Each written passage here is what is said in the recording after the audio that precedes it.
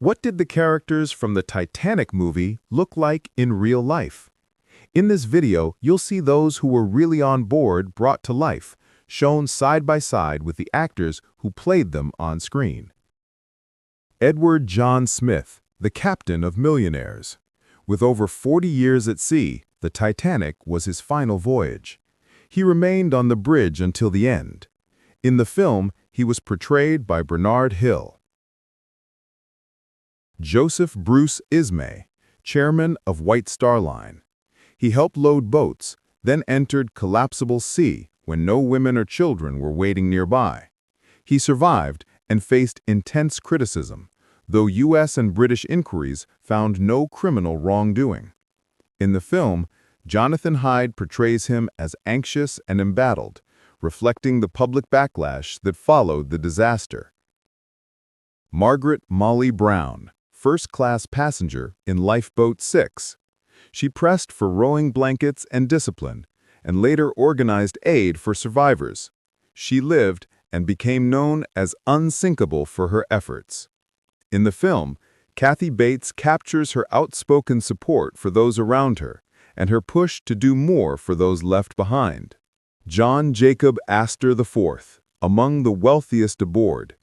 He saw his pregnant wife safely to a lifeboat and stepped back. Last seen on deck, he died. His body was later recovered and identified. In the film, Eric Braeden portrays him as composed and protective, appearing with his much younger wife, indicating their real-life age gap and circumstances on the night.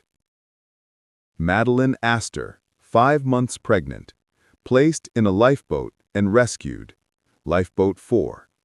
She returned to the U.S. and later gave birth to John Jacob Astor V, 6th. In the film, Charlotte Chawton appears beside her husband, highlighting the couple's prominence aboard and her survival. Her story underscores the strict women and children priority during loading. William McMaster Murdoch, first officer, supervising starboard boats and crowd control. He helped load and lower multiple boats and was last reported near the forward collapsibles. He died.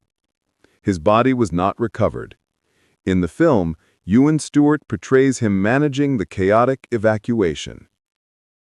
Ida Strauss, offered a seat, she refused to leave her husband, Isidore.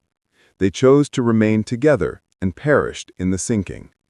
Their devotion is one of Titanic's most cited stories. In the film's closing montage, Ida appears with Isidore as the water rises. Ida is portrayed by Elsa Raven, echoing survivor testimony about the couple's final decision.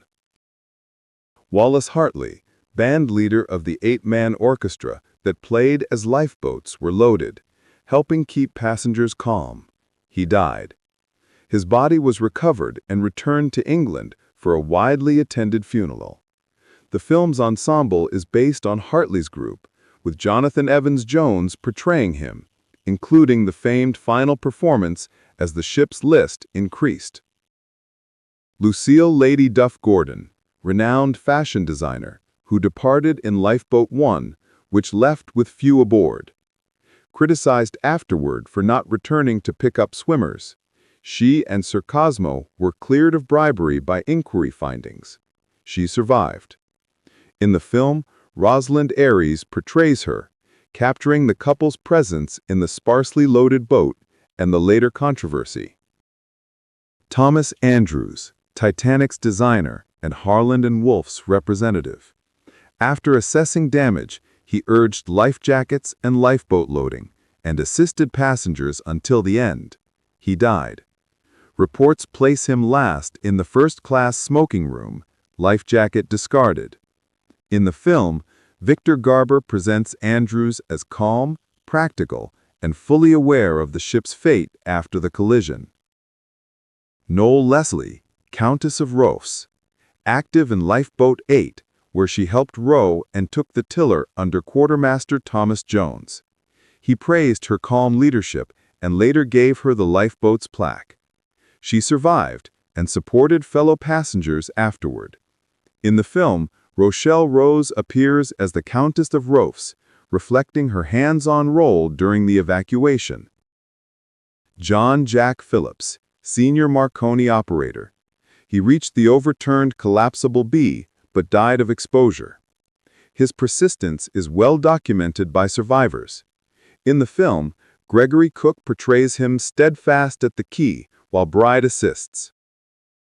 Sir Cosmo Duff Gordon, left in Lifeboat 1, with Lady Duff Gordon as it launched partly filled. Allegations that he discouraged rescues were examined. The British inquiry found no bribery or explicit orders. He survived. In the film, Martin Jarvis portrays him amid the underloaded boat. Charles Lightoller, second officer, enforcing women and children only on the port side. He survived on the overturned collapsible B and later gave extensive testimony to inquiries.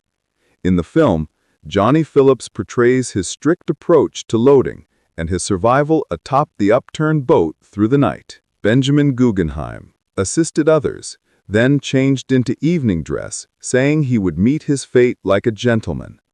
He declined a lifeboat and died. A steward conveyed his message to his wife. In the film, Michael Ensign presents him composed and resolute. Frederick Fleet, lookout who rang the bell 3 times and phoned the bridge. Iceberg right ahead. Without binoculars, he relied on his eyes in clear but dark conditions. He survived in Lifeboat 6. In the film, he's shown in the crow nest at the moment of sighting, capturing the crucial seconds before the evasive turn and impact. Rose DeWitt Bukatar, a fictional first-class character created for the film, not a real passenger, portrayed by Kate Winslet, with Gloria Stewart as older Rose. Harold Lowe, fifth officer, who organized transfers to properly fill boats, then took Lifeboat 14 back to the debris field.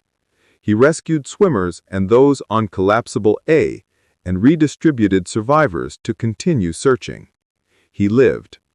In the film, Ian Grefford portrays him decisively returning, one of the few boats shown going back amid the wreckage.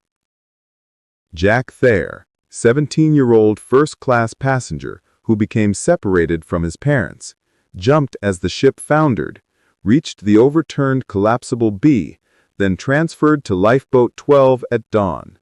He survived and later wrote a detailed account used by historians.